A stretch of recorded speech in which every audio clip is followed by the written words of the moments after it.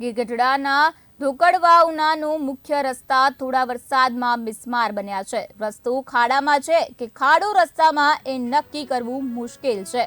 ત્યારે Dhokadva chamber of કોમર્સના વેપારીઓ અને પ્રમુખ દ્વારા આ રોડ આરસીસી બનાવવામાં આવે તેવી માંગ કરાઈ છે અને ઉનાથી તુલસીશ્યામ રોડ એકદમ કથળેલી હાલતમાં રાહદારીઓને 4 વ્હીલર 2 વ્હીલર તો દૂરની વાત છે, ચાલીને જવું પણ મુશ્કેલ પડે છે।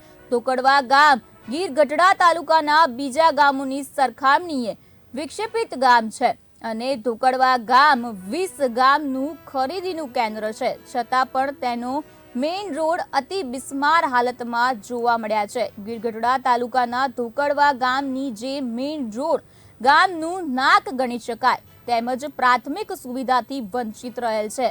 રોડ એકદમ ખંડેર હાલતમાં છે અને રાહદારીઓને પડતી મુશ્કેલીને ક્યારે તંત્ર સાંભળશે? શું આ રોડ આરસીસી થશે કે પછી લોકોને આવા ખાડાની ટેવ પાડવી પડશે?